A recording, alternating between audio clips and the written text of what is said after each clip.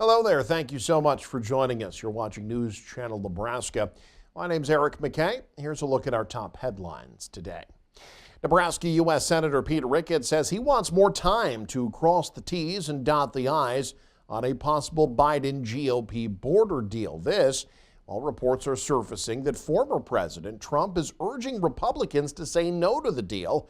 Joe Jordan has more. Joe Biden has created this crisis. If he will not act, Congress must act.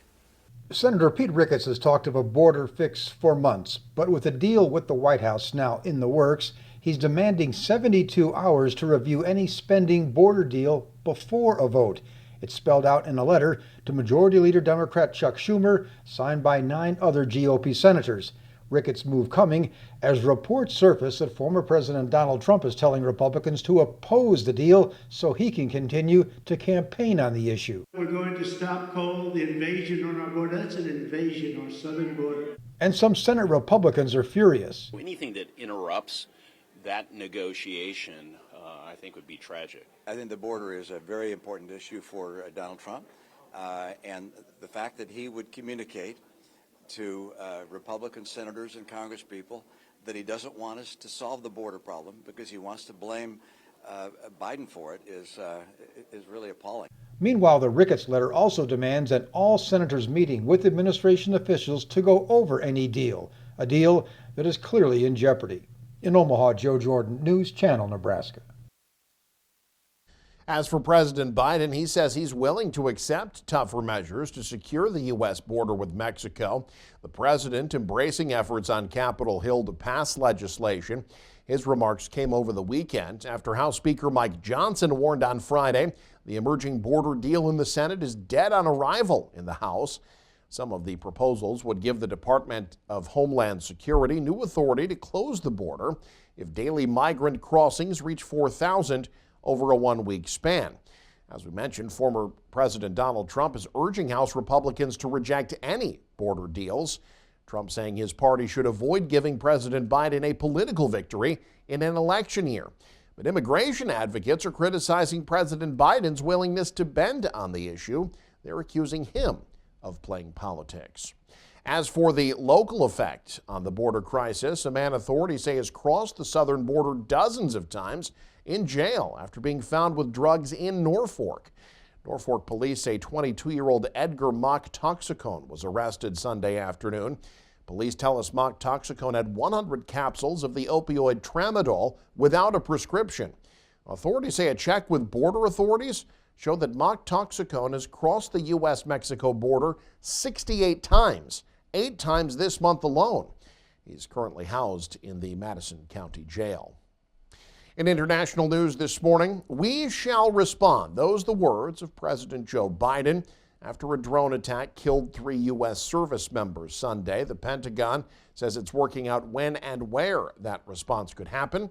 Amy Kiley has more. We lost 3 brave souls in an attack on one of our bases. President Joe Biden says the U.S. will respond after a drone strike killed American soldiers near the Jordan-Syria border yesterday. Officials say dozens of other U.S. service members were injured, including some who required evacuations. We need to lift up every one of those families who lost their loved ones and every one of those families whose loved ones have been injured. This is the first time U.S. troops have died at enemy hands in the region since the war in Gaza started. Officials say militants appear to have launched the strike from Syria, but that's not the country getting the blame. We've been attacked more than 100 times across the Middle East in recent months, and we know it's coming from Iran. Now, some lawmakers say going after the militants involved isn't enough. They're calling for strikes against Iran itself. Some analysts worry that could result in global conflict. You better have a smoking gun showing that they ordered this particular strike, or you're going to create a lot of international antibodies against that action. You got to remember that Iran is connected to not only Russia, but also China and other nations. I'm Amy Kiley reporting. Closer to home, it was a busy weekend for Beatrice firefighters over the weekend. 2 Sunday calls followed another call to an apartment fire late Saturday. Personnel were dispatched to an attic fire just before 7 Sunday evening. That fire on the 1000 block of Elk Street. Light smoke could be seen coming from the attic of the one-story house along the south side of the street near 10th and Elk. Firefighters had the flames extinguished about 18 minutes after the call. No immediate word on a cause. That was after a late afternoon call that sent fire personnel to the 1400 block of North 11th. Authorities say a fire in the dashboard of a pickup had been mostly put out when firefighters arrived. All this after residents were evacuated from an apartment building late Saturday after a fire broke out in an attic of a building. Doug Kennedy has more. Engine 1 is on location. We have some heavy smoke in the area. Go ahead and recall off duty. Beatrice firefighters were sent to the apartment complex at 11th and Lincoln Streets at 10:36 p.m.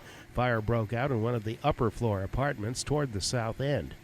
Beatrice police also responded, officers evacuating residents in the building. Officer Tim Price said a new officer that he was shadowing for training did a good job of evacuating the building. It did start in one apartment in particular, but it didn't make it into the attic. So everybody got out of the building. We evacuated the entire building, did sweep of it, make sure nobody else is in there. The only time I saw flames is when they cut back the west side roof area. Then some flames came down. They shot water into there. A Beatrice fire pumper truck and an aerial ladder truck were sent to the scene. An electric crew shut off power to the building. An ambulance was dispatched as well, but there apparently were no injuries.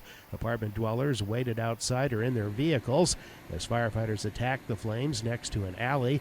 Fire was visible through the eaves of the building on the east and west sides, and officials opened a roof section of the building to get at the fire. The Red Cross and city inspections were requested at the scene. The building is in the 500 block of North 11th on the west side of the street. Firefighters wrapped up work at the scene at around 2 a.m. Sunday.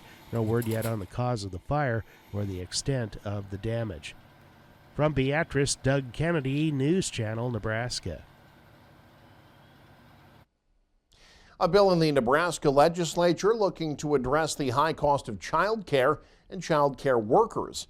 The bill introduced Friday by Omaha Senator John Frederickson to the legislature's Health and Human Services Committee. It would cover 100% of the child care cost for professionals if they work for a child care facility for at least 20 hours a week. Frederickson says the bill would add over 2,100 new jobs for an additional 3,500 children. The program's proposed to cost around $21 million, but Frederickson says that cost dwarfs the $498 million lost from missed work opportunities for families because of a lack of child care. 8 people testified in favor of the bill on Friday, which also received some 70 letters of support to the committee. Well, it is that time of year. Tax season starts Monday. The Internal Revenue Service will start accepting and processing 2023 federal income tax returns. The deadline for filing for most people is April 15th. There are 2 states where tax filers have a couple of extra days because those states have holiday observances of Patriots' Day and Emancipation Day. People who miss the tax filing deadline will likely face a hefty penalty unless, of course, they ask for an extension.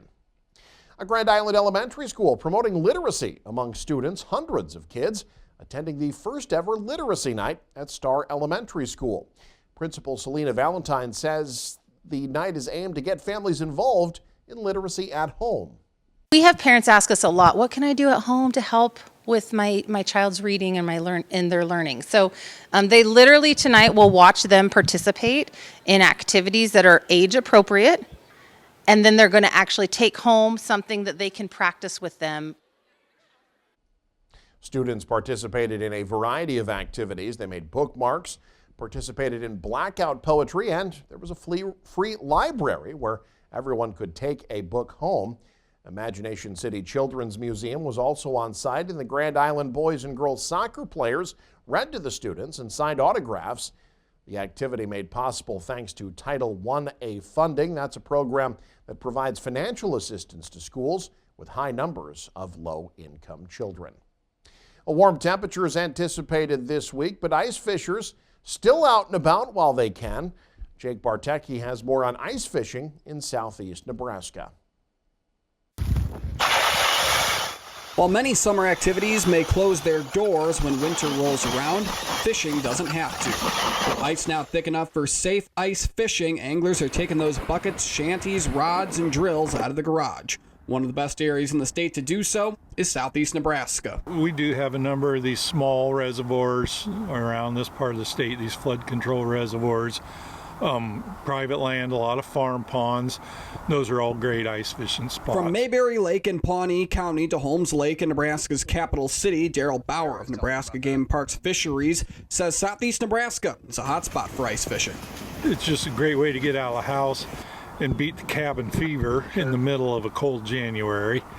But besides that, the fishing is great. I mean, I think ice fishing is some of the best fishing of the year. So I always hope we get plenty of ice and have a long ice season.